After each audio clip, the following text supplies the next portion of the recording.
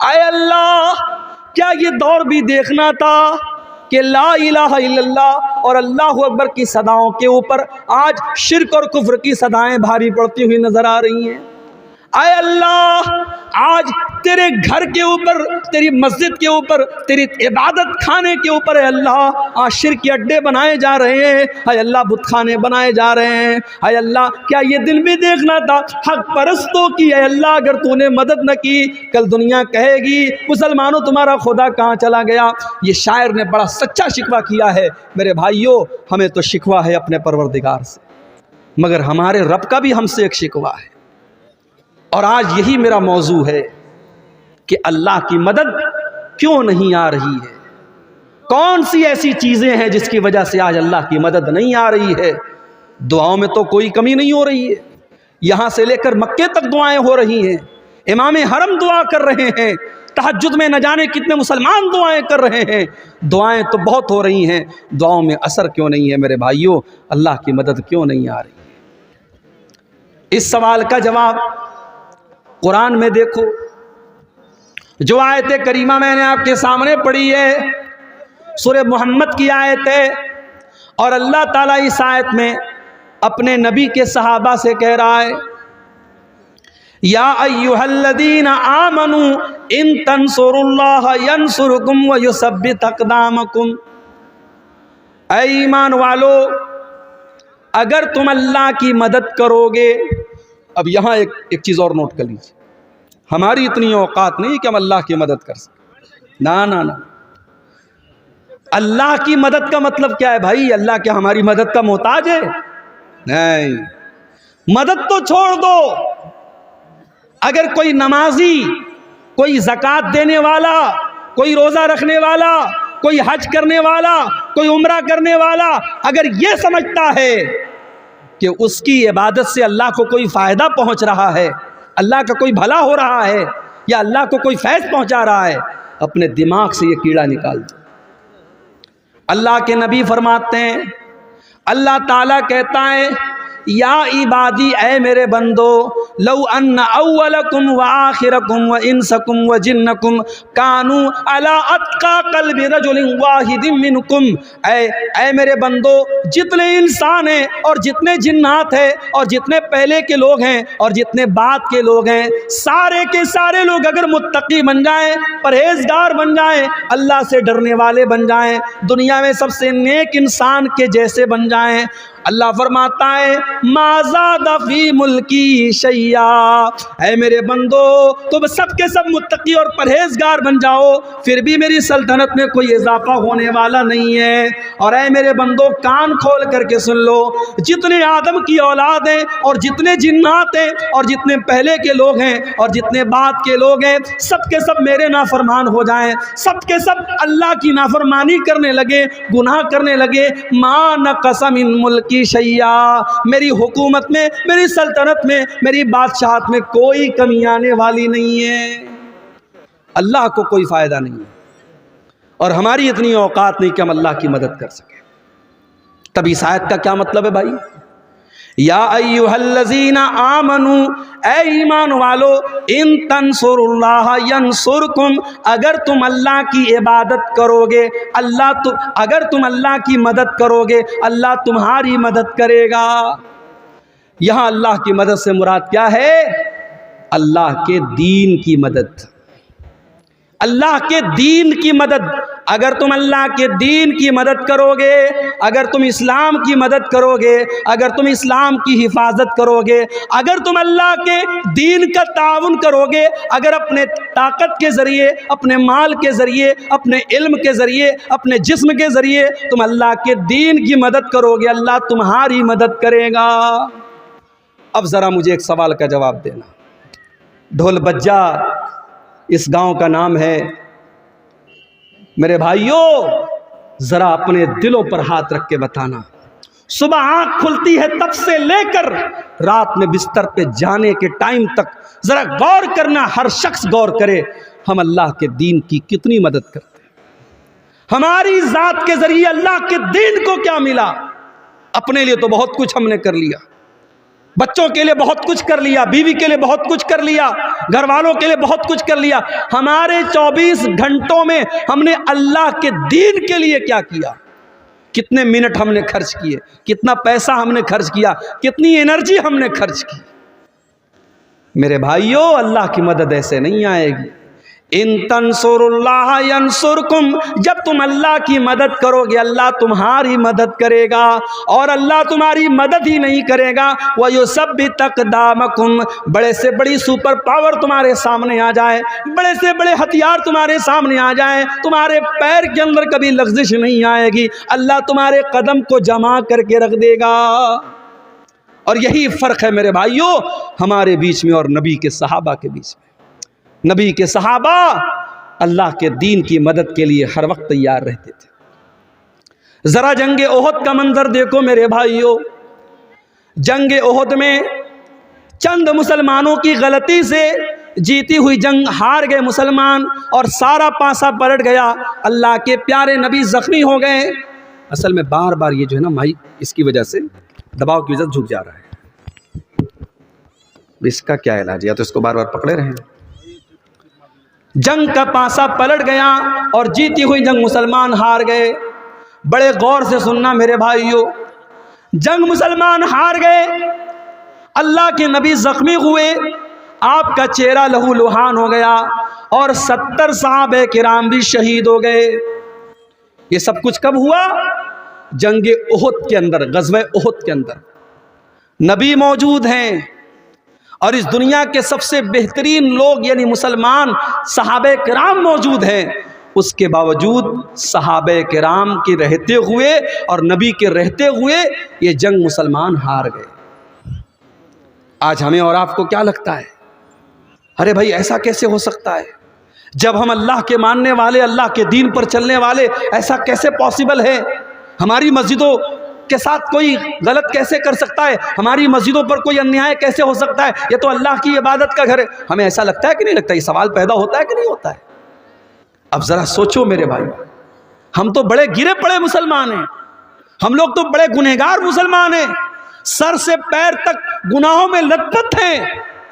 سوچو جب صحابہ کے دور میں یہ حالت ہوئی ہے، ایک غلطی، صرف ایک غلطی کی ہے صحابہ نے، چند صحابہ نے، جن کو اللہ کے نبی نے تعینات کیا تھا پہاڑی کے اوپر، یہاں سے ہٹنا نہیں، 50 لوگوں کو تعینات کیا تھا، اور جب جنگ مسلمان جیت گئے اور مال غنیمت کو حاصل کرنے لگے تو ان 50 میں سے 40 صحابہ وہاں سے ہٹ گئے، اور صرف 10 لوگ بچے، اور خالد بن ولید رضی اللہ تعالیٰ عنہ جو ابھی مسلمان نہیں ہوئے تھے، انہوں نے پیچھے سے حملہ کر کے جیتی ہوئی جنگ کا پانسا پلٹ دیا اور مسلمان جنگ ہار گئے۔ ایک غلطی کی وجہ سے مسلمان یہ جنگ ہار گئے۔ اس کے بعد جب مسلمان مدینہ آئے، پتہ چلا کہ مشرکین مکہ بہت بڑا لشکر لے کر کے دوبارہ حملہ کرنے والے ہیں، اور مدینہ کو ختم کرنا چاہتے ہیں، اور مدینہ کے سارے مسلمانوں کو ختم کرنا چاہتے ہیں۔ اللہ کے نبی نے اپنے صحابہ سے کہا، اے میرے صحابہ، ہم دشمن کا ویٹ نہیں کریں گے، ہم دشمن کا انتظار نہیں کریں گے، اے میرے صحابہ، ہم دشمن کا آگے بڑھ کر کے مقابلہ کریں گے۔ صحابہ کرام نے کہا، اللہ کے نبی ہم زخمی ہیں، ہمارے بدن سے خون بہ رہا ہے، ہماری تو مرہم پٹی بھی ابھی ڈھنگ سے نہ ہوئی ہے۔ آپ نے فرمایا، اے میرے صحابہ، ہم کسی چیز کا انتظار نہیں کریں گے، ہم اسی حال میں دشمن کا مقابلہ کرنے کے لیے جائیں گے۔ میرے پیارے بھائیوں، دنیا نے دیکھا، آسمان نے دیکھا، زمین نے دیکھا کہ نبی کے صحابہ زخمی حالت میں، ان کے بدن سے خون بہ رہا ہے، ان کے باڈی پر زخموں کے نشانات ہیں، ان کے بدن سے خون رس رہا ہے۔ اسی حالت میں مدینہ سے حمراء الاسد نام کے مقام تک جاتے ہیں، اور دشمن کا مقابلہ کرنے کے لیے مدینہ سے چل کے جاتے ہیں۔ دشمنوں کو پتا چلا کہ مسلمان پھر سے آئے، دشمن کی ہمت نہ بڑھی اور دشمن واپس چلا گیا۔ قرآن کریم میں اللہ اس کا تذکرہ کرتے ہوئے فرماتا ہے، لِلَّذِينَ أَحْسَنُوا مِن بَعْدِ مَا أَصَابَهُمُ الْقَرْحُ، اے میرے نبی، آپ کے صحابہ تو اتنے بڑے ایمان والے ہیں کہ زخمی ہونے کے باوجود اور بدن سے خون بہنے کے باوجود اللہ کا حکم آیا تو وہ لڑنے کے لیے تیار ہو گئے۔ یہ تھے نبی کے صحابہ، وہ نبی کے لیے، اللہ کے دین کے لیے اپنے نبی کے دفاع کے لیے، اپنے دین کے ڈیفنس کے لیے ہر وقت تیار رہتے تھے میرے بھائی. اور اسی لیے قرآن کہتا ہے یا ایھا الذین آمنوا ان تنصروا اللہ ینصرکم، اے ایمان والو جب تم اللہ کی مدد کرو گے اللہ تمہاری مدد کرے گا. آج تو حالت یہ ہے 100 روپیہ چندہ دینے کی حیثیت رکھنے والا 10 روپیہ بڑی مشکل سے دیتا ہے. کبھی غور کرنا، ریسٹورنٹ میں 10 کی نوٹ آپ کو بہت کم ملے گی، شراب کے اڈوں پر 10 کی نوٹ بہت کم ملے گی، زنا کے اڈوں پر 10 کی نوٹ بہت کم ملے گی. مسجد کی پیٹی میں دیکھنا 10 کی نوٹ بہت زیادہ ملے گی. جو سب سے چھوٹا اماؤنٹ ہوتا ہے وہ ہم مسجدوں میں دیتے ہیں، مدرسے میں دیتے ہیں. ہمارے یہاں سائنس پڑھانے والا ٹیچر آئے ہم 2000 روپیہ مہینہ دیں گے، میتھ پڑھانے والا ٹیچر آئے ہم 3000 روپیہ مہینہ دیں گے، ہندی اور انگلش پڑھانے والے کو 1000 روپیہ مہینہ دیں گے. اور بیچارے مولوی صاحب اور حافظ صاحب قرآن پڑھانے کے لیے آئیں گے تو ہم مول بھاؤ کریں گے، حافظ صاحب 500 روپیہ لے لیجیے.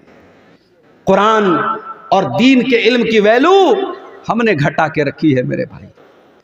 انگلش میڈیم کے نام پر ہماری جیبوں سے 2,000 روپے فیس نکل جاتی ہے، اور مدرسے میں کہیں 100 روپے فیس لگ جائے تو ہم تانا مارتے صاحب مدرسے والے بھی 100 روپے فیس مانگنے لگے. دین کی ویلو کو ہم نے کم کر دیا میرے بھائی، دین کی اہمیت ہماری نظروں میں ہم نے حقیر کر دیا. اور آج حالات یہ ہیں دین کو ساری دنیا میں تماشا بنا کے رکھ دیا گیا. میرے پیارے ساتھیو، جنگ تبوک کا موقع یاد کرو، جنگ تبوک کا موقع یاد کرو. گرمی کا موسم ہے، مئی جون کا مہینہ ہے، کھجوروں کے پکنے کا ٹائم ہے. اللہ کے نبی اپنے صحابہ سے کہتے ہیں اے میرے صحابہ ہم کو تبوک کے لیے جانا ہے، ہم کو 700 کلومیٹر لمبا سفر کرنا ہے. اے میرے صحابہ میرے پاس ہتھیار نہیں ہے، میرے پاس سواری نہیں ہے. اے میرے صحابہ تم تعاون کرو، تم دان دو، تم چندہ دو.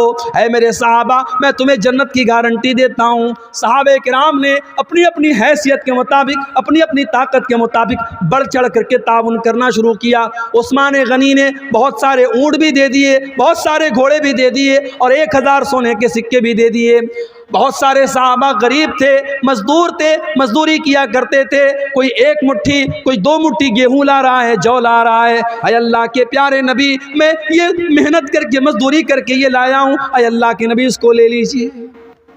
اللہ کے نبی سب کا چندہ لے لیتے تھے، سب کا دان لے لیتے تھے. اتنے میں حضرت عمر فاروق آئے. عمر فاروق، ان کے دل میں تمنا پیدا ہوئی. ہمیشہ نیکی کے معاملے میں ابو بکر کا نمبر سب سے آگے رہتا ہے. آج عمر کا نمبر آگے رہے گا، آج عمر آگے بڑھ کے دکھائے گا.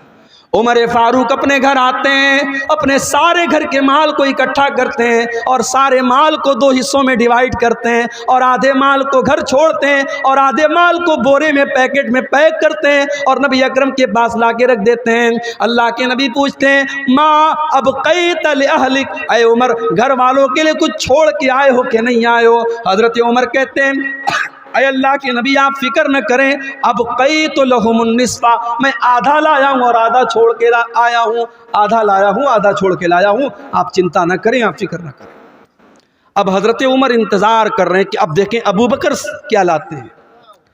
حضرت ابو بکر بھی تھوڑی دیر میں آئے، انہوں نے بھی اپنے سامان کا جھولا لا کر کے رکھ دیا. نبی نے پوچھا ما ابقیت لأہلک، اے ابو بکر تم نے گھر والوں کے لیے کیا چھوڑا ہے؟ او لوگو، ابو بکر کی زبان پر کیا جواب آیا؟ ابو بکر کی زبان پر کیا جواب آیا؟ شاعر کہتا ہے نبی نے جو پوچھا کہ کیا ساتھ لائے تو صدیق اکبر کے ہونٹوں پہ آیا وہاں مال و دولت کی کیا ہے حقیقت، جہاں جا لٹانے کو دل چاہتا ہے. ابو بکر صدیق کہتے ہیں ابقیت لہم اللہ ورسولہ، اے اللہ کے نبی میں اپنے گھر والوں کے لیے اللہ کو چھوڑ کے آیا ہوں، اس کے رسول کو چھوڑ کے آیا ہوں. اے اللہ کے نبی میں گھر میں کچھ بھی نہیں چھوڑا، میں نے گھر میں جھاڑو لگا دیا، میں سب لے کے آیا ہوں. آج اللہ کے دین کو میرے مال کی ضرورت ہے. اے اللہ کے نبی اب میں اپنے گھر میں کچھ چھوڑ کے نہیں آیا. یہ نبی کے صحابہ تھے. میری پیاری ماں اور بہنوں، آج وہ جذبہ ہمارے اور آپ کے اندر نہیں ہے. اللہ کی مدد کہاں سے آئے گی؟ ہماری زندگیوں میں دین کی کوئی حیثیت نہیں ہے. ہماری 24 گھنٹے میں ہم اگر غور کریں ہم دین کے لیے کتنی محنت کر رہے ہیں اور دین کے لیے ہم کیا کر رہے ہیں میرے بھائیوں، ہم کچھ نہیں کر رہے ہیں۔ اللہ کا وعدہ تو سیدھا سیدھا ہے، ان تنصروا اللہ ینصرکم، جب تم اللہ کے دین کی مدد کرو گے اللہ تمہاری مدد کرے گا۔ غزوہ احد کا وہ منظر بھی یاد کرو میرے بھائی، ایک عورت آتی ہے، بتایا گیا تیرا بھائی شہید ہو گیا ہے، تیرا باپ شہید ہو گیا ہے، تیرا شوہر شہید ہو گیا ہے۔ باپ کے مرنے کی خبر سنی، بھائی کے مرنے کی خبر سنی، شوہر کے مرنے کی خبر سنی، ساری مصیبتوں پر صبر کر لیا، اور پھر کہتی ہے او لوگو ٹھیک ہے میرے باپ کا انتقال ہو گیا، میرا بھائی شہید ہو گیا، میرا شوہر شہید ہو گیا، مجھے یہ بتاؤ کہ اللہ کے رسول کا کیا حال ہے؟ لوگوں نے کہا اللہ کے رسول بالکل صحیح سلامت ہے۔ اس نے کہا نہیں، جب تک میں اپنے نبی کا دیدار نہ کر لوں، جب تک میں اپنے نبی کو دیکھ نہ لوں مجھے چین نہیں مل سکتا۔ لوگوں نے دیدار کرایا، لوگوں نے دکھایا دیکھو یہ اللہ کے نبی ہے۔ جب اللہ کے نبی کو دیکھتی ہے تو کیا کہتی ہے؟ کل مصیبت بعدک جلل یا رسول اللہ، اے اللہ کے نبی آپ کے رہتے ہوئے ساری مصیبتیں میرے لیے آسان ہیں۔ اے اللہ کے نبی آپ زندہ ہیں، آپ صحیح سلامت ہیں، مجھے باپ کے جانے کا، مجھے بھائی کے جانے کا، مجھے شوہر کے جانے کا کوئی دکھ نہیں ہے۔ اللہ کے دین کے لیے اپنا سب کچھ قربان کرنے کا جذبہ تھا میرے بھائیوں صحابہ کے اندر، وہ جذبہ ہمارے اندر نہیں ہے۔ جب تک یہ جذبہ ہم پیدا نہیں کریں گے ہم اور آپ اللہ کی مدد کے حقدار نہیں ہو سکتے۔ آج تو حالت یہ ہے، نوجوان ہے، پیسہ کما رہا ہے، اچھا پیسہ کما رہا ہے، بلڈر ہے، اچھی کھیتی باڑی ہے، اس کے پاس لاکھوں کا مالک ہے، اس سے کہو بھائی حج کر لے، عمرہ کر لے، کہتا ارے مولوی صاحب ابھی کتنی عمر ہے، ابھی 40 سال کا ہوں، حج کر لوں گا داڑھی رکھنی پڑ جائے گی، حج کر لوں گا 5 ٹائم کی نماز پڑھنی پڑے گی، حج کر لوں گا چوری بے ایمانی نہیں کر پاؤں گا، لوگ کہیں گے حاجی صاحبوں کے یہ سب کام کرتا ہے، ابھی تھوڑا گل چھرے اڑا لینے دو، 50-60 سال کے ہو جائیں گے پھر حج بھی کر لیں گے، عمرہ بھی کر لیں گے۔ مجھے بتاؤ 40 سال والوں کیا تم لکھوا کے لائے ہو کہ تم 50 سال تک زندہ رہو گے؟ کیا اس بات کی گارنٹی ہے کہ تمہیں آئندہ کوئی بڑی بیماری نہیں ہوگی؟ اتنی چھوٹی سی عمر میں نے اپنی آنکھوں سے دیکھا ہے میرے بھائیوں، اپنی آنکھوں سے دیکھا ہے کتنے نوجوانوں کو اپنی آنکھوں سے دیکھا ہے، کوئی ایکسیڈنٹ میں مارا گیا، کوئی گھر سے نکلا تھا سیر و تفریح کرنے کے لیے، میری وائف میری اہلیہ کے خالہ کا بیٹا تھا، حافظ قرآن تھا، بڑا نیک بچہ تھا، عالم بھی تھا، گھر سے نکلا تھا، بقرعید کا موقع تھا، عید الاضحیٰ کا موقع تھا، اور اگر میری یادداشت دھوکہ نہیں کھا رہی شاید 4تھا دن تھا، دوستوں کے ساتھ بنارس میں وہ تفریح کرنے کے لیے گھومنے کے لیے بائک سے نکلا، اور میری اہلیہ اپنے مائکے میں تھیں، اور ان کی جو خالہ تھیں جو اس لڑکے کی ماں تھی وہ بھی اپنی بہن کے گھر آئی تھیں، اور بقرعید کا تہوار آپ جانتے ہیں کھانے پینے کا تہوار ہے، طرح طرح کی ڈشز کھائی جا رہی ہیں، نوجوان لڑکا گھر سے نکلا ہے، تہوار کا ٹائم ہے، بقرعید کا موقع ہے، وہ گھر سے یہ سوچ کر کے نکلا ہے کہ چلو ہم خوشی منائیں گے، ہم تھوڑا دوستوں کے ساتھ سیر و تفریح کریں گے۔ بائک سے وہ نکلتا ہے اور مغل سرائے ریلوے اسٹیشن سے قریب میں ایک ٹرک آتی ہے، اور ٹرک کا ڈرائیور شاید نشے میں رہا ہو یا نیند کے عالم میں رہا ہو، اس نے اس کی بائک میں ایسی ٹکر ماری ہے، آن دا اسپاٹ وہ لڑکا 18-20 سال کا وہ لڑکا انتقال کر جاتا ہے میرے بھائی، اور اتنی بری طریقے سے ایکسیڈنٹ ہوتا ہے، اس کے سر کا اور اس کے دھڑ کا جو حال ہوتا ہے وہ بیان کے باہر ہے میرے بھائی۔ اور تہوار کا موقع ہے، جب لاش گھر میں آتی ہے اور ماں باپ اس کی لاش کو دیکھتے ہیں میرے بھائی، ماں باپ کی آنکھوں سے آنسو نہیں تھمتے، خوشی کا تہوار اور خوشی کا موقع غم میں تبدیل ہو جاتا ہے میرے بھائیوں۔ موت کا فرشتہ آپ سے اپوائنٹمنٹ لے کر کے نہیں آئے گا، آپ سے پوچھ کر کے نہیں آئے گا کون سی بیماری، کون سا ایکسیڈنٹ، کون سی مصیبت اور کون سا بہانہ آپ کی زندگی کے خاتمے کی خبر لے کے آئے گا، آپ نہیں کہہ سکتے میرے بھائیوں۔ نبی اکرم کے صحابہ کو دیکھو، جنگ بدر کا موقع ہے، حضرت عمیر ابن حمام انصاری ایک نوجوان صحابی ہیں، नौजवान साहबी खजूरें खा रहे हैं और अल्लाह के नबी जंग बद्र में अपने सहाबा को जिहाद की अहमियत बता रहे हैं और अल्लाह की राह में लड़ने की अहमियत बता रहे हैं। अल्लाह के नबी सहाबा से कह रहे हैं, ऐ मेरे सहाबा, ये जंग बद्र का मैदान है, ये जन्नत का मैदान है, उठो और जन्नत को पाने के लिए लड़ पड़ो और अल्लाह की राह में कुर्बानी दे दो। हज़रत उमैर इब्न हमाम कहते हैं, ऐ अल्लाह के नबी, क्या जन्नत इतनी बड़ी है कि जन्नत की चौड़ाई आसमानों और ज़मीन के बराबर है? अल्लाह के नबी फरमाते हैं कि हाँ ऐ उमैर, जन्नत की चौड़ाई तो इतनी है। वो कहते हैं, बखिन, क्या बात है? अल्लाह के नबी फरमाते हैं, ऐ उमैर, तुम ऐसा क्यों कह रहे हो? कहते हैं अल्लाह के नबी, इन्नी लअरजू, मैं उम्मीद करता हूँ कि मैं भी जन्नत में चला जाऊँ। आपने फरमाया, हाँ ऐ उमैर, अगर तुम अल्लाह की राह में लड़ते लड़ते शहीद हो जाओगे तो तुम भी उसी जन्नत के हकदार बनोगे। उमैर इब्न हमाम खजूरें हाथ में लिए हुए हैं, उन खजूरों को ज़मीन पर फेंक देते हैं। कोई कहता है, मेरे भाई इन खजूरों को खा ले, फिर तू मैदान जंग में जाना। कहते हैं, नहीं, इन खजूरों के खाने में अगर टाइम वेस्ट करूंगा तो ये लेट हो जाएगा, देर हो जाएगी, मेरे पास इतना टाइम नहीं है, मेरे पास इतनी फुर्सत नहीं है। और हज़रत उमैर इब्न हमाम उसी हालत में मैदान जंग में कूद पड़ते हैं और अल्लाह की राह में शहीद हो जाते हैं। मेरे प्यारे साथियों, सहाबे किराम की जिंदगियां इस तरीके के वाक़यात से भरी पड़ी है।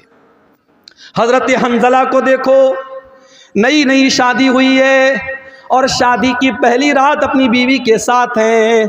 हर नौजवान की ज़िंदगी में शादी की रात बड़ी उमंगों की रात होती है। हज़रत हंज़ला अपनी बीवी के साथ हैं, शादी की पहली रात है और सुबह होती है और अल्लाह के नबी की तरफ से जिहाद का ऐलान होता है, जंग के मैदान में जाने का ऐलान होता है। हज़रत हंज़ला अपनी बीवी से कहते हैं, ऐ मेरी बीवी, मुझे जंग के मैदान में जाना पड़ेगा। अल्लाह के नबी की तरफ से मुनादी हो चुकी है, ऐलान हो चुका है। उस ज़माने की औरतें भी कैसी औरतें थीं। आज के दौर की औरतें, दीन के नाम पर कोई गैरत नहीं है उनके अंदर। शौहर अगर दीन के नाम पर अपनी बीवी से किसी कुर्बानी का मुतालबा करे तो बीवी दीन के नाम पर कोई कुर्बानी देने को तैयार नहीं। दुनिया के नाम पर हर कुर्बानी तैयार है। अभी मैं भागलपुर से पूर्णिया आ रहा था, 4-5 नौजवान आपके इसी पूर्णिया के, कोई 22 का है, कोई कहीं का है, कोई कहीं का है, देखा सब मुंबई से आ रहे हैं। मुंबई से कहने लगे, मौलवी साहब हम लोग मुंबई में रहते हैं, वहाँ काम करते हैं और महीनों के सालों के बाद हम अपने वतन को लौट रहे हैं, ढेर सारा सामान लेके लौट रहे हैं। बीवी को ये गवारा है कि शौहर मुझसे 6 महीना 7 महीना दूर रहे, मुंबई में रहे, सऊदी में रहे, दुबई में रहे, बीवी को ये सारी आजमाइश और ये सारी कुर्बानी गवारा है। क्यों? क्योंकि शौहर कमा के लाएगा। अल्लाह के दीन के लिए अगर वही शौहर दाढ़ी रख ले तो बीवी कहती है, अरे पहले इतने हैंडसम लगते तो तुम दाढ़ी क्यों रख ली, तुमने बेकार लगने लगे। शौहर दीन के लिए अगर अल्लाह की राह में कुछ सदका खैरात कर दे और बीवी का कोई जेवर देने की बात कर दे तो बीवी को तैश आ जाता है। ये आज के दौर की औरतें हैं। मेरे प्यारे साथियों, हज़रत हंज़ला शादी की पहली रात अपनी बीवी से कहते हैं, मुझे अल्लाह की राह में जाना है, नबी की तरफ से जिहाद का ऐलान हुआ है। हज़रत हंज़ला की बीवी न चूं करती है न चरा करती, कहती बेशक आप जा सकते हैं। हालांकि उसे पता है, हो सकता है मेरा शौहर जिंदा ना आए, हो सकता है मेरे शौहर की लाश आए, हो सकता है मेरे शौहर की शहादत हो जाए, मौत हो जाए, लेकिन वो खुले दिल से इजाज़त देती है। जिहादे मोहब्बत की आवाज़ गूंजी, कहा हंज़ला ने ये दुल्हन से अपनी इजाज़त अगर दो तो जामे शहादत लबों से लगाने को दिल चाहता है। हज़रत हंज़ला उसी हालत में जंग के मैदान में जाते हैं। उनके पास गुस्ल करने का भी टाइम न था, उनके पास पानी के ज़रिए तहारत हासिल करने का भी टाइम न था। उसी जनाबत की हालत में वो जंग के मैदान में जाते हैं और मेरे भाइयों अल्लाह की राह में शहीद हो जाते हैं। और जंग के बाद जब शहीदों की लाशों को रखा जाने लगता है, अल्लाह के नबी अपने सहाबा से कहते हैं, ओ मेरे सहाबा, इन्नी लअरा हंज़ला, ओ मेरे सहाबा, मैं हंज़ला को देख रहा ہوں تغسلہ الملائکہ کہ حنظلہ کو فرشتے غسل دے رہے ہیں۔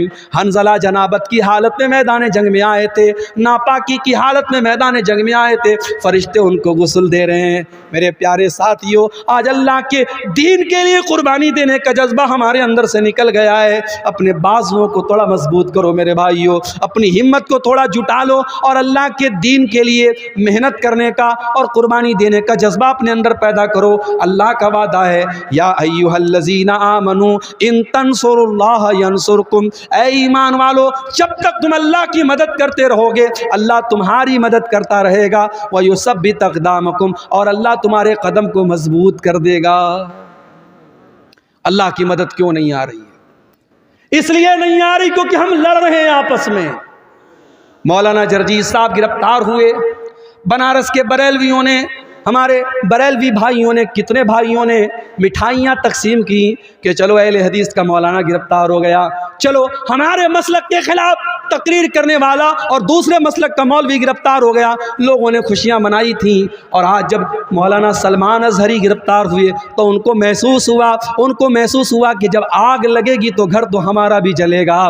آج آگ لگی ہے، آج ان کے مسلک کے عالم کو گرفتار کیا گیا، اور اللہ کا شکر ہے کسی اہل حدیث نے یہ اس پر خوشی کا اظہار نہیں کیا، بلکہ بہت سارے اہل حدیث علماء نے، اور میں خود ان میں شامل ہوں، میں نے بھی اس کی مخالفت کی اور میں نے سپورٹ کیا کہ مولانا مفتی سلمان اظہری کو گرفتار کرنا غلط ہے۔ اس طریقے کی بیان بازی تو بہت سارے لوگ دیا کرتے ہیں، ایک معمولی سے بیان پر اریسٹ کرنا اور گرفتار کرنا یہ انصاف کا تقاضا نہیں ہے۔ کب تک لڑتے رہو گے؟ کب تک آپس میں اس طریقے سے مسلک کے نام پر کھیل کھیلتے رہو گے؟ اگر آج اسلام کا کوئی دشمن آپ کے مسلمان کو پکڑ کر کے اس سے زبردستی کہتا ہے تم فلاں مذہب کا نعرہ لگاؤ اور فلاں معبود کا نعرہ لگاؤ، تو ہم اس کو دیکھ کر کے ہمیں غصہ آتا ہے، لیکن آپ جاؤ دیکھو فیس بک کے اوپر وہ ویڈیو بھی آپ دیکھو کہ ایک مسلمان کو بریلوی مسلک کے لوگوں نے پکڑا اور کہا کہ تو اعلیٰ حضرت کو مانتا ہے کہ نہیں مانتا ہے، تو بریلی شریف کو مانتا ہے کہ نہیں مانتا ہے، تو فلاں فلاں کو کافر مانتا ہے کہ نہیں مانتا ہے۔ یہ مسلک کی آگ اور یہ فرقے کی آگ اس قدر لگ چکی ہے کہ ایک مسلک کا مسلمان دوسرے مسلک کے مسلمان کو پکڑ کر کے، جیسے ماب لنچنگ کی گئی مسلمانوں کی، ایسے ایک مسلک کا مسلمان دوسرے مسلک کی ماب لنچنگ کرنے تک کے لیے تیار ہے، اور اس کو پکڑ کر کے دھمکا کر کے اس سے اپنے مسلک کے نعرے لگوا رہا ہے۔ کب تک ہم لڑتے رہیں گے میرے بھائی؟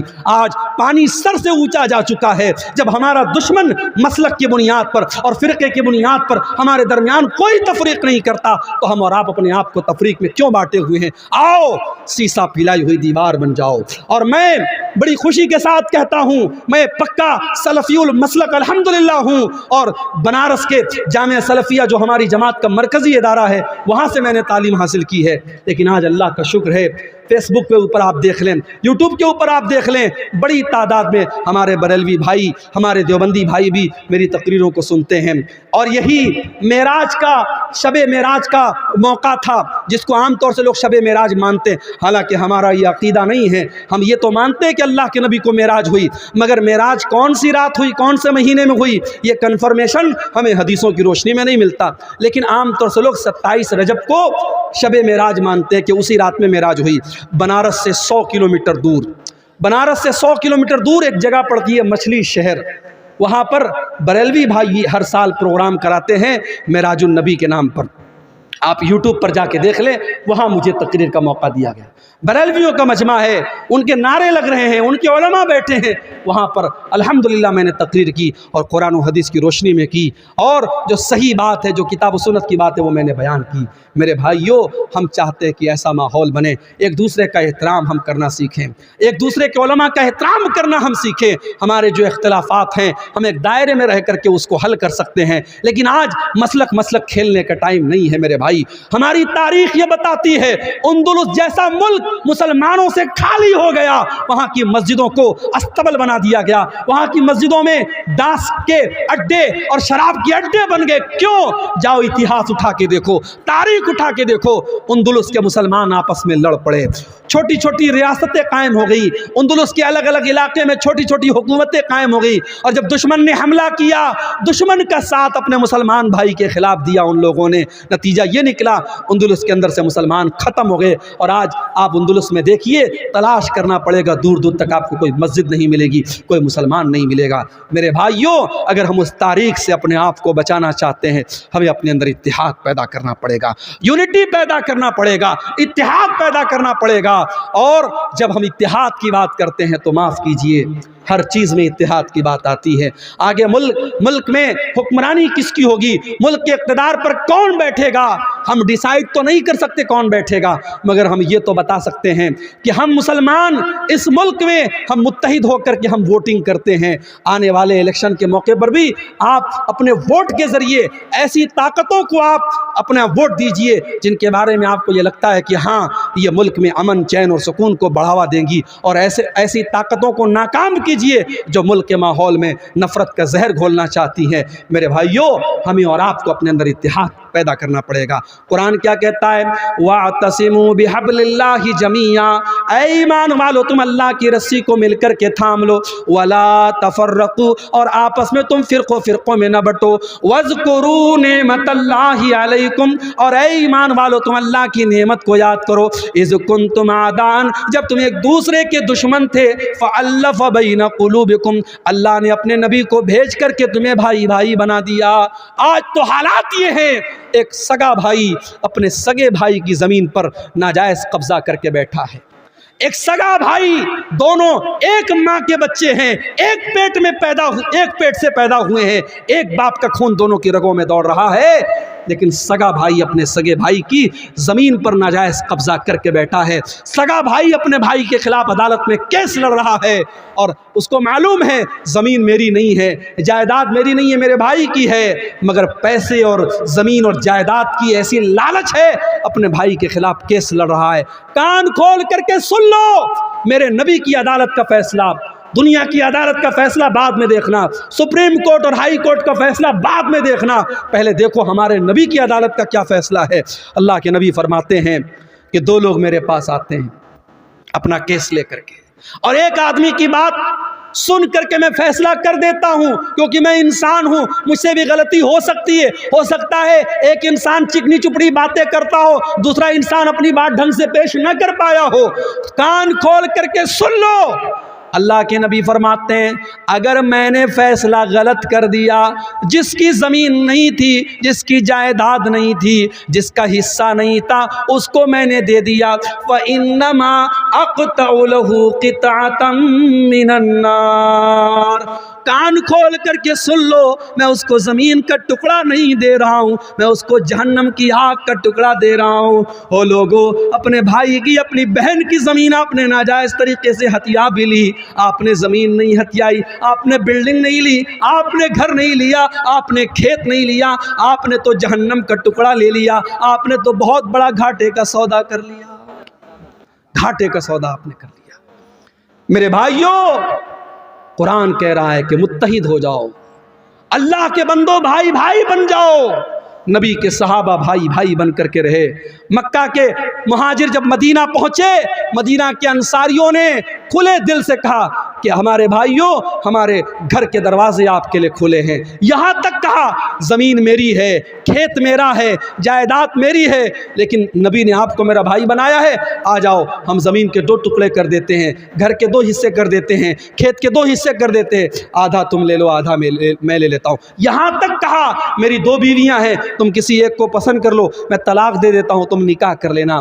कुर्बानी और मोहब्बत की ये मिसाल पूरे इंसानी इतिहास में कभी नहीं मिलती। मेरे भाइयों, हम और आप अपने गांव में आराम से सो रहे हैं, हम अपने घर में बच्चों के साथ आराम से सो रहे हैं, वहाँ फ़लस्तीन में डेली बमबारी हो रही है और छोटे छोटे बच्चे मारे जा रहे हैं, और ये UN کی رپورٹ ہے, اقوام متحدہ کی رپورٹ ہے, اب تک لاکھوں بچے غزہ کے اندر مارے جا چکے ہیں, معصوم بچے مر رہے ہیں, اور ہمیں رات میں آرام سے نیند پر بستر پر نیند آ رہی ہے. نہیں میرے بھائی, مسلمان تو وہ ہوتا ہے چاہے فلسطین میں اس کا بھائی مر رہا ہو, چاہے دنیا کے کسی بھی کونے میں اس کا بھائی مر رہا ہو, اپنے بھائی کے مرنے پر اس کا دل دکھی ہو جائے, اس کے قوم کا کہیں بچہ مارا جائے اس کو لگے میرا بچہ مر رہا ہے, کہ کہیں کسی عورت کی عزت لوٹے اسے لگے میری بہن کی عزت لوٹ رہی ہے, کہیں کسی کا گھر گرے اسے لگے میرا گھر گر رہا ہے. نبی اکرم صلی اللہ علیہ وسلم فرماتے ہیں کہ المؤمن للمؤمن کالبنیان یشد بعضه بعضا, مسلمان تو مسلمان کے لیے ایک عمارت کی طرح ہونا چاہیے, ایک بلڈنگ کی طرح ہونا چاہیے. جیسے ایک بلڈنگ جب تیار ہوتی ہے اس میں پلرز بھی کھڑے کیے جاتے ہیں, اس میں باقاعدہ سلیب بھی ڈالا جاتا ہے, اس میں سیمنٹ کا اپنا رول ہوتا ہے, اس میں چھڑ کا اپنا رول ہوتا ہے, اس میں سریا کا اپنا رول ہوتا ہے. جیسے ایک بلڈنگ تیار ہوتی ہے اور بلڈنگ کا ہر میٹیریل دوسرے میٹیریل کو طاقت دیتا ہے, مسلمان کو طاقت دینے والا بنے, مسلمان کا سپورٹر بنے, مسلمان کا ہمدرد بنے. اور ایک اور حدیث میں اللہ کے نبی فرماتے ہیں مثل المؤمنین فی توادہم وتعاطفہم وتراحمہم کمثل الجسد الواحد. آپ نے فرمایا مسلمانوں اتنی محبت ایک دوسرے سے کرو, اتنی ہمدردی ایک دوسرے سے کرو جیسے انسان کا شریر ہوتا ہے. مانو شریر میں, انسان کے جسم میں کہیں ایک کانٹا بھی چبھتا ہے پورا بدن بے چین ہو جاتا ہے. مسلمانوں تمہارے درمیان اتنی محبت ہونی چاہیے. آؤ اتحاد اپنے اندر پیدا کرو. برادری واد کے نام پہ مجھے معلوم ہے بہار میں بہت ساری جگہوں پر برادری کے نام پر بڑی کٹرتا ہے. اسی دربھنگا کے علاقے میں ایک گاؤں میں لوگوں نے بتایا بھی اور نیوز میں بھی آیا کہ ایک گاؤں میں انصاریوں کا راستہ الگ ہے, شیخ کا راستہ الگ ہے. آپ کے علاقے میں سرجا پوری اور شیرسا آبادی کے درمیان بڑے اختلافات کی خلیج ہے. میرے بھائی یہ وقت برادریوں کے نام پہ لڑنے کا نہیں ہے, یہ وقت فرقوں کے نام پہ لڑنے کا نہیں ہے, یہ وقت مسلک کے نام پہ لڑنے کا نہیں ہے. حالات یہ ہیں آج مسلمان جس گاؤں میں اکثریت میں ہوتے ہیں وہاں سے بھی مسلمان کے سرپنچ کھڑے جیت نہیں پاتے. کیوں؟ کیونکہ سرپنچ کا چناؤ ہوتا ہے, پردھان کا چناؤ ہوتا ہے, مسلمان اس گاؤں میں میجورٹی میں ہیں لیکن مسلمان کے 4 کینڈیڈیٹ کھڑے ہوتے ہیں, غیر مسلم کا 1 کینڈیڈیٹ کھڑا ہوتا ہے, اور مسلمانوں کے ووٹ 4 جگہ تقسیم ہو جاتے ہیں. گاؤں میں میجورٹی مسلمانوں کی ہے لیکن پردھان جو ہوتا ہے, سرپنچ جو ہوتا ہے وہ غیر مسلم بن جاتا ہے. میرے بھائیوں اتحاد میں طاقت ہے, یونٹی میں طاقت ہے. آج ملک کے حالات اس بات کا تقاضا کرتے ہیں کہ ہم اپنے اندر اتحاد پیدا کریں. میرے بھائیوں آج اللہ کی مدد اگر چاہیے تو ہمیں اور آپ کو متحد ہونا پڑے گا. اسی طریقے سے اگر اللہ کی مدد چاہتے ہو تو توحید کی حفاظت کرو اور شرک سے بچو. اللہ مشرک کی مدد کبھی نہیں کرے گا. اللہ کا وعدہ ہے ہم تمہاری مدد کریں گے. شرط کیا ہے؟ وعد اللہ الذین آمنوا منکم وعملوا الصالحات لیستخلفنہم فی الارض کما استخلف الذین من قبلہم. اے ایمان والو اللہ کا وعدہ ہے, اللہ ضرور تمہاری مدد کرے گا, تمہیں زمین کے اندر اقتدار بھی عطا کرے گا, تمہارے خوف کو امن اور شانتی سے تبدیل کر دے گا. شرط کیا ہے؟ یعبدوننی لا یشرکون بی شیئا. شرط یہ ہے تم میری عبادت کرنا اور میری عبادت میں کسی کو شریک نہ کرنا, شرک مت کرنا. آج حالت کیا ہے؟ حالت یہ ہے کہ ایودھیا سے 300 مسلمان لکھنؤ سے ایودھیا کا سفر کرتے ہیں. یہ میں میڈیا کی رپورٹ آپ کو بتا رہا ہوں. 300 مسلمان لکھنؤ سے ایودھیا کا سفر کرتے ہیں شری رام چندر جی کی جو نئی مورتی اور نیا ان کا جو وہاں پہ مندر بنا ہے اس کی زیارت اور درشن کرنے کے لیے. معاف کرنا, ایک مسلمان ہونے کے ناطے ہم شری رام چندر جی کا احترام کرتے ہیں, ان کا سمان کرتے ہیں, مگر ہم ان کی عبادت کو جائز نہیں سمجھتے. کیوں؟ ہمارا عقیدہ ہے لا الہ الا اللہ, اللہ کے سوا کوئی عبادت کے لائق نہیں ہے. جو کسی کا بیٹا ہو, جو کسی کا باپ ہو, جو کسی کا بھائی ہو, جو کسی کا شوہر ہو, وہ رب نہیں ہو سکتا, وہ معبود نہیں ہو سکتا. ہمارا کرائٹیریا بڑا کلیئر ہے, قل هو اللہ احد اللہ الصمد لم یلد ولم یولد ولم یکن له کفوا احد. اللہ ایک ہے, اللہ بے نیاز ہے, اللہ کا کوئی بیٹا نہیں, اللہ کسی کا بیٹا نہیں, اور اللہ کو کسی کے مدد کی ضرورت نہیں ہے, اس کے برابر کوئی نہیں ہے. میرے بھائیوں ہم شری رام چندر جی کی اور جو بھی اس بھارت دیش میں ہمارے مہاپروش آئے اور نیک لوگ آئے، ہم ان کا سمان کرتے ہیں، ان کی عزت کرتے ہیں، ان کا احترام کرتے ہیں، مگر ہم ان کی عبادت کو جائز نہیں مانتے۔ آج مسلمان کے عقیدے کا یہ حال ہے، 300 مسلمان جاتے ہیں اور ان کی زیارت کے لیے اور ان کے آگے سر جھکانے کے لیے جاتے ہیں، اور صاحب میڈیا میں ان کا بڑا مہمہ منڈن ہوتا ہے کہ صاحب یہ ہیں دیش کے سچے مسلمان، یہ دیش بھکت مسلمان ہیں۔ معاف کرنا، دیش کا سنویدھان ہم سے یہ نہیں کہتا ہے کہ مسلمان تب اچھا ہندوستانی بنے گا جب وہ دوسرے مذہب کی تعریف کرے گا، بلکہ ہمارے دیش کی تو یہی خاصیت ہے، یا ہندو ہندو رہ کر، مسلمان مسلمان رہ کر، سکھ سکھ رہ کر، عیسائی عیسائی رہ کر، یہودی یہودی رہ کر، بودھ بودھ رہ کر، ہر مذہب والا اپنے مذہب پر رہ کر ہندوستانی ہے، اور ہندوستان کا سنویدھان اور آئین اسے اپنے مذہب پر عمل کرنے کی آزادی دیتا ہے۔ میرے بھائیوں، ہماری ہندوستانیت پر شک کرنے کا کسی کو کوئی ادھیکار نہیں ہے۔ اس ملک کی آزادی میں ہمارے علماء کا خون شامل ہے، ہمارے علماء کا خون شامل ہے، اور آپ کے اسی بہار کی سرزمین پر علماء صادق پور، پٹنہ کا ایک علاقہ اور ایک محلہ تھا صادق پور، انگریزوں نے بلڈوزر چلوا دیے، پورے محلوں کو ختم کروا دیا، اور جواہر لال نہرو نے کبھی کہا تھا کہ ملک میں کی آزادی میں تمام لوگوں کی قربانی ایک طرف ہے اور علماء صادق پور کی قربانی ایک طرف ہے۔ میرے پیارے ساتھیوں، ہمارے علماء کے خون بہے ہیں، ہمارے علماء نے پھانسی کے پھندے پر جھولے ہیں اور کالا پانی کی سزائیں انہوں نے جھیلی ہیں، تب جا کر یہ ملک آزاد ہوا ہے۔ اس ملک کو ہم نہ کبھی چھوڑے ہیں اور نہ چھوڑیں گے انشاءاللہ۔ یہ بات یاد رکھو میرے بھائیوں، اس ملک کا کوئی فیصلہ ہماری آواز کے بغیر ادھورا ہے، مگر ہمیں اپنے حالات پر بھی غور کرنا پڑے گا، ہمیں اپنے حالات پر بھی غور کرنا پڑے گا کہ آج ہمارا عقیدہ جو ہمارے دین کی سب سے مضبوط بنیاد ہے، آج عقیدے کا کیا حال ہے۔ آج ہم نیوز میں جب دیکھتے ہیں فلاں جگہ مسلمان لڑکی اسلام چھوڑ کر کے فلاں مذہب میں داخل ہو گئی، تو ہمارے سر تو شرم سے جھک جاتے ہیں، ہمیں شرم آتی ہے کہ پیار اور محبت میں اتنی طاقت ہے کیا؟ فیس بک اور انسٹاگرام پر کسی نے آئی لو یو بول دیا، محبت کے اقرار کر دیا، تو ہماری مسلمان بہن اس کے پیار میں اتنی بچ گئی کہ اسلام کو اس نے چھوڑ دیا۔ کیا ہماری تربیت میں اتنی کمی تھی میرے بھائی؟ نہیں میرے بھائی، کہیں نہ کہیں تو پانی مر رہا ہے، کہیں نہ کہیں تو کمی ہو رہی ہے، ورنہ ہمارے اتہاس، ہماری تاریخ میں تو ان عورتوں کا تذکرہ ہم نے پڑھا ہے۔ سمیہ بنت خیاط نام کی اس عورت کو دیکھو، اس کے شوہر کے سامنے اور اس کے جوان بیٹے کے سامنے جب ابو جہل نے کہا تھا کہ اے سمیہ تو محمد کا دین چھوڑ دے، تو اسلام چھوڑ دے ورنہ ہم تجھے ختم کر دیں گے، سمیہ نے کہا میں اسلام کو نہیں چھوڑ سکتی۔ ابو جہل نے کہا اے سمیہ ہم تیرے بدن کے کپڑے اتار کر کے تجھے ننگا کر ڈالیں گے، اے سمیہ ہم تجھے بے آبرو کر ڈالیں گے، برہنہ کر ڈالیں گے، ہم تجھے ننگا کر ڈالیں گے۔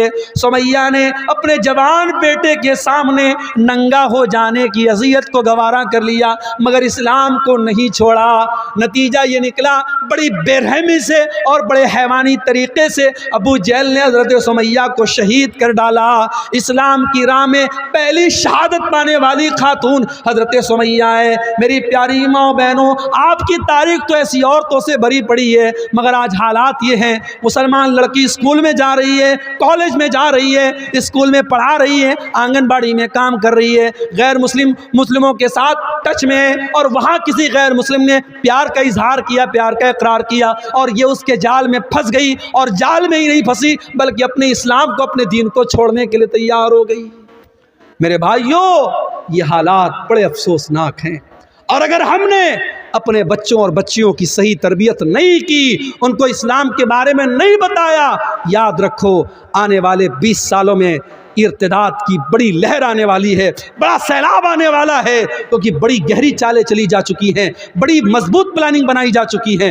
حالانکہ ہمارا ایمان اپنے رب پر ہے، واللہ خیر الماکرین، پلاننگ کرنے والے اپنی پلاننگ کرتے رہیں گے اور اللہ کی اپنی پلاننگ چلتی رہے گی۔ اور اکبر الہ آبادی نے کہا تھا اسلام کی فطرت میں قدرت نے لچک دی ہے، اتنا ہی یہ ابھرے گا جتنا کہ دباؤ گے، نور خدا ہے کفر کی حرکت پہ خندزن، پھوکوں سے یہ چراغ بجھایا نہ جائے گا۔ کوئی مرتد ہوتا ہے، کوئی اسلام کو چھوڑ دیتا ہے، اللہ کی قسم اللہ کا کوئی نقصان نہیں کر سکتا، اسلام کا کوئی نقصان نہیں کر سکتا، نقصان تو اس کا اپنے آپ کا ہوتا ہے۔ اللہ قرآن میں کہتا ہے وَمَن يَرْتَدِدْ مِنْكُمْ فَيَمُتْ وَهُوَ كَافِرٌ فَأُولَٰئِكَ أَصْحَابُ النَّارِ، جو مرتد ہو کر کے مر جائے، جو اس حالت میں مر جائے کہ وہ ایمان کی حالت میں نہ مرے، کفر کی حالت میں مر جائے، تو وہ دنیا اور آخرت میں فَأُولَٰئِكَ حَبِطَتْ أَعْمَالُهُمْ فِي الدُّنْيَا وَالْآخِرَةِ، دنیا میں بھی اس کے اعمال برباد اور آخرت میں بھی اس کے اعمال برباد ہو جائیں گے۔ وَأُولَٰئِكَ أَصْحَابُ النَّارِ، اور وہ جہنم میں جانے والے ہیں۔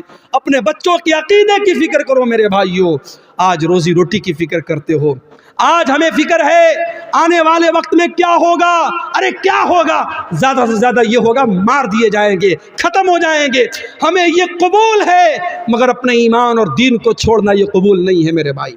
ہم مر جانا قبول کر لے، ہم ختم ہو جانا قبول کر لے، مگر ایمان اور توحید سے سمجھوتا کرنا قبول نہ کریں۔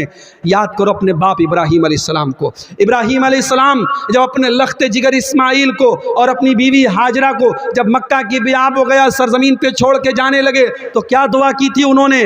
کہا تھا وَجُنُبْنِي وَبَنِيَّ أَن نَعْبُدَ الْأَصْنَامَ، پروردگار میرے بیوی بچوں کو اے اللہ تو شرک سے بچانا، بت پرستی سے بچانا، اے اللہ میری اولاد کو تو شرک سے بچانا۔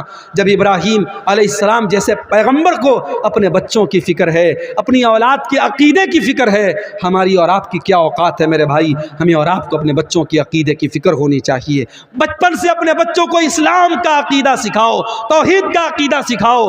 اور اسی لیے میں کہتا ہوں اگر آپ کا بچہ اسکول میں پڑھتا ہے، کانوینٹ میں پڑھتا ہے، مجھے کوئی پرابلم نہیں ہے، مگر اپنے محلے کی اور گاؤں کی مسجدوں میں اتنا بہترین مکتب قائم کر دو اور اپنے گاؤں کے مدرسے کو اتنا مضبوط کر دو کہ آپ کا بچہ اسکول سے پڑھنے کے بعد اور کسی کانوینٹ سے پڑھنے کے بعد اگر 1 گھنٹہ بھی اس مدرسے کے مولوی صاحب سے پڑھ لے تو اس کا دین مضبوط ہو جائے۔ اتنا مضبوط اپنے مدرسے اور مکتب کو کر دو۔ میرے بھائیوں، آج توحید اور ایمان کی کمزوری کا دور ہے، اور اسی دور کی طرف اشارہ کرتے ہوئے اللہ کے نبی نے فرمایا تھا بادروا بالاعمال فتنا، اے لوگوں نیکی کرنے میں جلدی کرو اس سے پہلے کہ فتنوں کا دور آ جائے، اور اتنے فتنے آ جائیں گے یصبح الرجل مومنا ویمسی کافرا، صبح کو ایک انسان مومن ہوگا اور شام کو کافر ہو جائے گا، اور شام کو مومن ہوگا اور صبح کو کافر ہو جائے گا۔ ایمان کی ویلیڈیٹی 12 گھنٹے کی بھی نہیں ہوگی، ایمان اتنا کمزور ہو جائے گا۔ اللہ کے نبی نے فرمایا یبیع دینہ بعرض من الدنیا، ایمان کا سودا کیا جائے گا اور چند ٹکوں کے عوض ایمان بک جائے گا۔ میرے بھائیو، آج ایمان بک رہا ہے اور حالات اس کگار پہ پہنچ چکے ہیں، ہمیں اپنے توحید اور ایمان کی حفاظت کرنی پڑے گی۔ اللہ کی مدد کیوں نہیں آ رہی؟ 2 اور پوائنٹ بیان کر کے بات ختم کروں گا۔ اللہ کی مدد اس لیے بھی نہیں آ رہی ہے، معاف کرنا اگر برا لگے تو، اللہ کی مدد اس لیے بھی نہیں آ رہی ہے کیونکہ ہم حرام خور ہو گئے ہیں۔ اسی بہار کی سرزمین سے میرے پاس فون آیا، سیمانچل سے فون آیا، شیخ صاحب اگر ہمارے علاقے میں تقریر کرنا تو ذرا اس پر بھی بولنا۔ بیاج خوری بڑھ رہی ہے مسلمانوں میں، بیاج کی رقم کھانے کا شوق بڑھ رہا ہے۔ کسی زمانے میں لوگ بیاج مجبوری میں دے دیتے تھے مگر لیتے نہیں تھے، مگر آج کتنے مسلمان ہیں جو پیسے والے ہیں، تجھے 1 لاکھ روپیہ چاہیے، چل دے دیتا ہوں، لیکن مجھے ریٹرن میں 1,05,000 دینا، 1,10,000 دینا۔ بیاج کھلم کھلا کھا رہا ہے مسلمان۔ اس مسلمان سے کہو تو اپنی ماں کے ساتھ زنا کرے گا کیا؟ دونوں کان پکڑ لے گا، کیسی بات کر رہے ہو؟ ماں کے ساتھ زنا کرنے کی بات کوئی سوچ بھی نہیں سکتا۔ ارے اپنی ماں کے ساتھ زنا کرنے سے بڑا گناہ ہے سود کھانا، کیونکہ ماں کے ساتھ زنا کرنے والے کے بارے میں اللہ نے یہ نہیں کہا کہ جو اپنی ماں کے ساتھ زنا کرتا ہے وہ اللہ سے جنگ کرتا ہے، رسول سے جنگ کرتا ہے، مگر بیاج خور کے بارے میں اللہ قرآن میں کہتا ہے فَإِن لَّمْ تَفْعَلُوا فَأْذَنُوا بِحَرْبٍ مِّنَ اللَّهِ وَرَسُولِهِ، اے بیاج کھانے والے اگر تو نے بیاج کھانا نہیں چھوڑا تو آ جا اللہ سے جنگ کر لے، رسول سے جنگ کر لے۔ ہے کسی میں طاقت؟ ہے کسی کی اوقات؟ ہے کسی کی حیثیت کہ وہ اللہ سے جنگ کرے، وہ رسول سے جنگ کرے؟ میرے بھائیوں، بیاج خوری بڑھ رہی ہے۔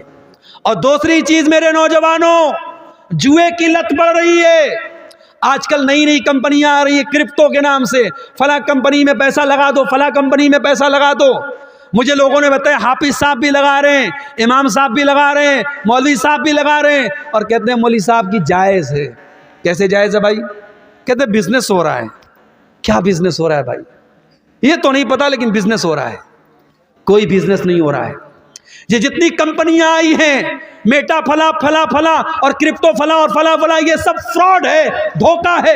لکھ لو میری بات, آج 2024 میں کہہ رہا ہوں 2025 تک کئی کمپنیاں بھاگ چکی ہوں گی.